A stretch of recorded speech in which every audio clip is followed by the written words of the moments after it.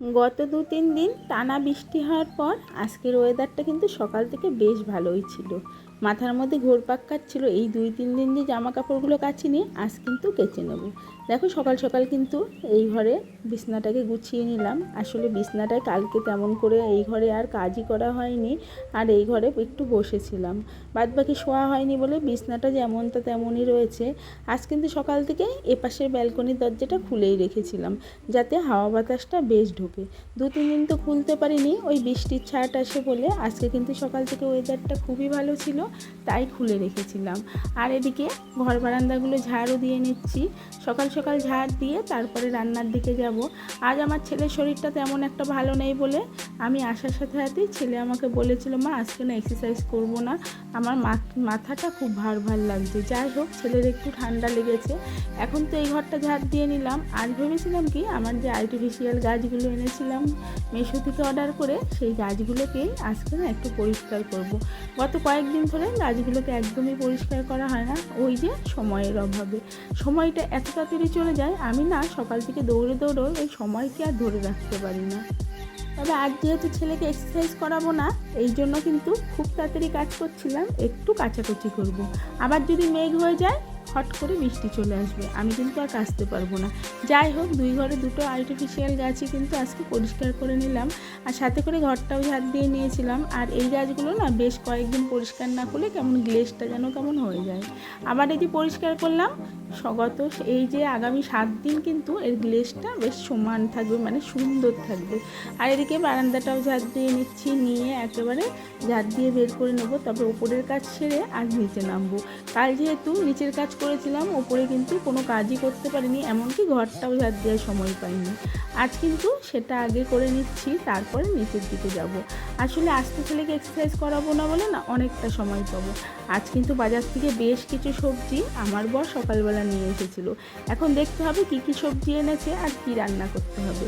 আমি না কাজ করতে করতে প্রচুর পরিমাণে খিদে পেয়ে গেছিলো, ভাবলাম এবার খেতে হবে। আজ আমি আসার সময় একটু পাউরুটি নিয়ে এসেছিলাম, যেটা আমার ছেলে ব্রাউন ব্রেড তো খায়, ওর জন্য এনেছিলাম। আর আমার জন্য একটা মিষ্টি পাউরুটি নিয়ে এসেছিলাম। আর এদিকে দেখো, আজ কিন্তু মুসুরির ডাল বানাবো, সেটা টমেটো দিয়ে। আমার ছেলে টমেটো ডাল খেতে বেশ পছন্দ করে। আর ওপরে না একটু ডাইনিং টেবিলটা আজকে মুছে নিলাম, কালকে যেহেতু মুছা হয়েছিল না, এই জন্য আজ আবার সুন্দর করে মুছে নিলাম। আসলে কাজটা কালো তো, একটুতেই কিন্তু মনে হয় যেন কত নোংরা হয়ে গেছে।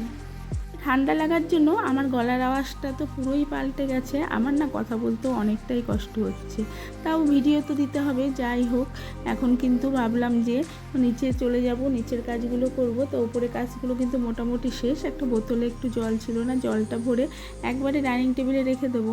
আর যেহেতু আমার বরের আসতে প্রচুর পরিমাণে দেরি হবে, তাই ভাবলাম আর যখন দুপুরে কাছাকাছি করব, তারপরে তো একটু স্নান করতে হবে, আর ওই স্নান করার পরেই বেশ বেলা করে ভাতটা বসাবো। যাই হোক, আমার ছেলে কিন্তু আজকে অনেক তাড়াতাড়ি স্নান করিয়ে দিয়েছিলাম, যেহেতু ও বলেছিল ওর বন্ধুর সাথে গেম খেলবে, তাই জন্য অনেক আগে স্নান করিয়ে দিয়ে ওকে পুরো রেডি করে দিয়েছি। ও কিন্তু আজ সকালে ওই যে ব্রাউন ব্রেড আর একটা ডিম সিদ্ধ খেয়েছে। এদিকে দেখো, সবজির থলেটা বের করতেই দেখি প্রচুর পরিমাণে ঝিঙে, টমেটো, উচ্ছে, আর কালকে না আমি ওল এনেছিলাম। ভাবলাম আজকে কী রান্না করব, তাই ওলের তরকারিটাই আজকে বানাবো।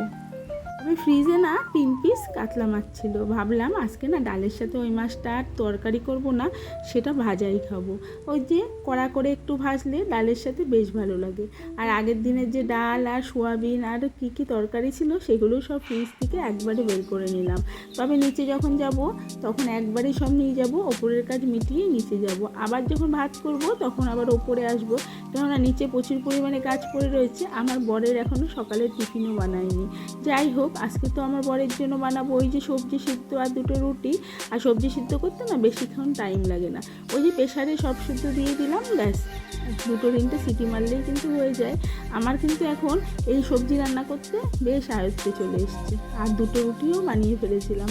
ওলগুলোকে সিদ্ধ করে সাজির মধ্যে রাখলাম, আর ওদিকে মাছগুলোকেও জলে ভিজিয়ে রেখেছি। এদিকে রুটিটা কিন্তু আমার হয়ে গেছে। ভাবলাম আমার তো প্রচুর পরিমাণে এখন খিদে পেয়ে গেছে, সকাল থেকে অনেক কাজ করেছি, একটু দুধ চা খাবো। আজ ওই বেশি করে মিষ্টি দিয়ে একটু দুধ চা বানিয়েছিলাম, যেটা আমি পাউরুটি দিয়ে খাবো। পাউরুটি দিয়ে দুধ বলো বা দুধ চা বলো বা রচা বলো, আমার না খেতে ভীষণ ভালো লাগে।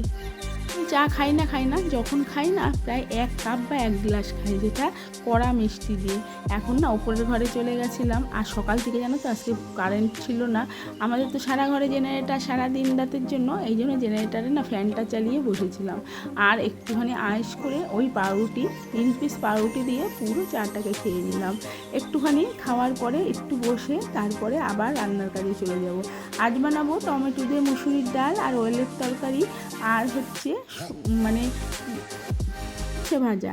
কালকের না কিছুটা সোয়াবিন ছিল, ওই সোয়াবিনটাকে গরম করে রাখবো। আর গাটি কিছু করেছিলাম, সেটাও খানিকটা বেঁচে গেছিলো, সেটাও আর কি গরম করে রাখবো। যাই হোক, এখন কিন্তু আমি বেশ বসে বসে পাউরুটি আর চাটা খেয়ে নিয়েছিলাম। তারপরে আর রান্না করতে না বেশ খানিকটা টাইম লাগবে, কেননা আজ কিন্তু অনেকটাই বেলা হয়ে গেল, এখনও রান্নার দিকে যাইনি। ওই সবজি সিদ্ধটা বসিয়ে দিয়ে এসেছি।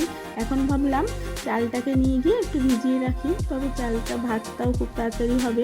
আর এদিকে যা যা মশলা লাগবে সেগুলো আমি উপরের ঘর থেকে একবারে প্লেটে নিয়ে নিলাম। গত 3 দিন যে বৃষ্টি হয়েছে, যে পরিমাণে বৃষ্টি হয়েছে, জল তো জমে গেছে, আর এই জল শুকাবে কয়দিনে সেটাও কিন্তু ঠিক নেই।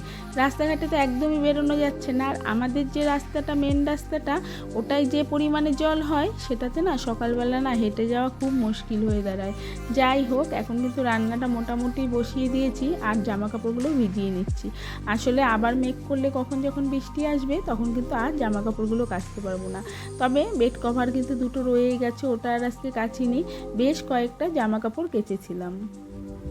তোমরাও কি আমার মতো এরকম জামা কাপড় জমিয়ে রেখেছিলে, নাকি এই বৃষ্টির মধ্যে কেচেছিলে? তবে আমি বৃষ্টির মধ্যে কাচি না কেন, পুরো জামা কাপড় না শুকালে না কেমন একটা গন্ধ আসে, আর ওই গন্ধটা যতই আমি পরে রোদে দিই না কেন ঠিক যায় না। এখন সমস্ত জামা কাপড় নিয়ে একদম কাচতে চলে গেলাম। ওই যে রান্নার ফাঁকে ফাঁকে যখন এক্সারসাইজ করায়, আস্তে এক্সারসাইজ নেই, সেই কাজগুলো করে নিচ্ছি। এক্সট্রা কাজগুলো আমি রান্না করতে করতেই করি, কেননা রান্না বসিয়ে দিই, কিছুটা টাইম তো পাই, ওটা সিদ্ধ হয়। আর মুসুরি ডালটা সিদ্ধ বসিয়ে দিয়েই তো আমি কাচতে গেছিলাম। এখন দেখি সিদ্ধ হয়ে গেছে, এখন জল দিয়ে টমেটোগুলো দিয়ে দিলাম, লবণ হলুদ দিয়ে বেশ খানিকক্ষণ ফুটিয়ে নেব, তারপরে কিন্তু ফোড়ন দেব। আর ডালটা ফুটতে ফুটতে আমি চট করে ছাদে চলে গেছিলাম। তবে ছাদেও কিন্তু গিয়ে দেখি প্রচুর পরিমাণে মেঘ করেছে, আর প্রচুর সুন্দর সুন্দর হাওয়া দিচ্ছে। যাই হোক, কাপড়ের জলগুলো ঝরলেই যথেষ্ট। আর আজ না ছেলের এক্সারসাইজের প্রত্যেকটা কাপড় আমি ধুয়ে বা কেচে দিয়েছিলাম। পাশে মেঘ তো আছে, তার মধ্যে কিন্তু কড়া রোদ উঠেছে, আর রোদের তেজটা ছিল প্রচুর পরিমাণে। আমার মনে হলো জামা কাপড় আধা শুকনা হয়ে যাবে। যাই হোক, এখন ছেলের এক্সারসাইজের না প্রচুর কাপড় ছিল, সেগুলো কিন্তু সমস্ত কেচে দিয়েছি। আর আমার কিছুটা জামা কাপড়, আমার ছেলে, আমার বা সবারই মোটামুটি কিছুটা করে জামা কাপড় কিন্তু কেচে দিয়েছি। এখন ছাদে গিয়ে সমস্ত কিছু নেড়ে দিলাম। তবে ভাবছিলাম জানো তো, যে আবারও যদি দৌড়ে দৌড়ে ছাদে আসতে হয় তাহলেই মুশকিল। আবার কিন্তু মেঘ করেছে, রোদও উঠেছে, তবে এই মেঘের কথা কিছুই বলা যায় না, যখন তখন আবার বৃষ্টি চলে আসতে পারে। ওদিকে তো ডালটাকে আমি ফুটতে দিয়ে এসেছি, এসে একটু ফোড়ন দিয়ে নিলাম, একটু শুকনো লঙ্কা, আর দিয়েছিলাম কালো সর্ষে দিয়ে টমেটো ডালটাকে ফোড়ন দিয়ে দিলাম। আর তার সাথে কড়াইটা গরম করে তেলটা যখন গরম হয়ে গেল, তখন কিন্তু মাছ কিন্তু ভেজে নিলাম। আর ওই তেলেই আমি ওলগুলোকে সিদ্ধ করে রেখেছিলাম, ওগুলোকে ভেজে নিলাম। আর ওই তেলের মধ্যে গোটা গরম মশলা, তেজপাতা, শুকনো লঙ্কা, গোটা জিরে ফোড়ন দিয়ে আলুগুলোকে দিয়ে দিলাম। আলুগুলোকে ভালো করে ভাজা হয়ে গেলে দিয়ে দিয়েছিলাম একটু মশলা, আদা জিরে বাটা, আর সাথে দিয়েছিলাম লঙ্কা বাটা, টমেটো বাটা, লবণ হলুদ দিয়ে ভালো করে একটু কষিয়ে নেব। আর ভালো করে কষিয়ে নেওয়ার পরে ওলটা দিয়ে দেবো। ওলটা দিয়েও আবার খানিকক্ষণ কষানোর পরে একটু গরম জল দিয়ে দেবো। গরম জল দিলে তরকারির স্বাদটা কিন্তু বেশ আসে। খানিকটা জল দিয়ে ঢাকা দিয়ে হয়ে যাওয়ার পরে আমি একটু ঘি আর একটুখানি ভাজা মশলা, ওই যে কালকে ঘুগনি করতে কিছুটা ভাজা মশলা করেছিলাম, ওই ভাজা মশলাটাই দিয়েছিলাম। তবে ভাজা মশলা দিয়ে দিয়েছিলাম বলে জানো তো, তরকারিটার টেস্টটা না খুব সুন্দর হয়েছিল। তবে আজ আর গরম মশলা দিইনি, ওই ভাজা মশলা আর ঘি দিয়ে নামিয়েছিলাম। বেড কভারটা অগুছালো হয়েছিল, ভাবলাম বেড কভারটাকে গুছিয়ে আলনাটাকে একটু গুছিয়ে ফেলি। ওদিকে তো ছেলের স্নান টান কমপ্লিট হয়ে গেছে, অসুবিধা নেই। লাস্টের দিকে দেখো উচ্চ ভাজাটাও কিন্তু করে ফেললাম। এখন মুড়িটাকেও ঢেলে ফেলবো। মুড়িটা সবে ভেজেছিল তখন এনেছিলাম, খুব গরম ছিল মুড়িটা, তাই জন্য একদম কোটোয় ঢেলে ফেললাম। তবে এই মুড়িটা খেতে খুব ভালো, হাতে ভাজা, বালিতে ভাজা। যাই হোক, এখন মুড়ি ঠুড়ি ঢেলে একেবারে স্নান করে নিয়েছিলাম। তবে স্নান আজকে না মাথায় শ্যাম্পু করেছিলাম। এখন ভাতটাকে বসিয়ে দিলাম, ওই গরম গরম ভাত খাবে। তারপরে একটু খাওয়া দাওয়ার পরে রেস্ট নেওয়ার পরে দেখলাম প্রচুর পরিমাণে মেঘ করেছে, পুরো ছাদে চলে গেলাম। ছাদে গিয়ে দেখি আকাশটা এত সুন্দর লাগছে, খুব তাড়াতাড়ি জামা কাপড়গুলো তুলে নিয়েছিলাম। আর তারপরে দেখতে দেখতেই না কয়েক ফোঁটা বৃষ্টি পড়া শুরু হয়ে গেল। খুব তাড়াতাড়ি করেছিলাম আর আকাশটা না এত সুন্দর লাগছিল মানে বলার কথা না। তবে দেখো অনেক কিন্তু জামা কাপড় আমি আজকে কেচেছি, এগুলো কিন্তু শুকিয়েও গেছে। যাই হোক, এখন আকাশটাকে দেখাচ্ছি। আকাশটা না এত সুন্দর লাগছিল, আমি একটা ভিডিও না করে আর থাকতে পারলাম না। আর কিছু জামা কাপড় না তলার দিকে মানে নিচের দিকে একটু একটু ভিজা ছিল, মানে একদম আধা শুকনা, সেগুলোকে আমি না একটুখানি নেড়ে দেবো। আর বাদ বাকি দেখো এই জানলাটা খোলা ছিল, সিঁড়ির জানলা, আর এটা দিয়ে না প্রচুর পরিমাণে জল ঢোকে। এখন আমি জামা কাপড়গুলোকে একটু রেখে দেবো, বিকাল তো হয়েই গেছে, এরপরে জামা কাপড়গুলো আবার গুছিয়ে নেব। আমার জামা কাপড়গুলো কাচার পরই বিশাল যে মেঘ করেছিল সেই মেঘে কিন্তু প্রচুর পরিমাণে বৃষ্টি হয়েছিল। আজ এই পর্যন্তই রাখলাম, টাটা।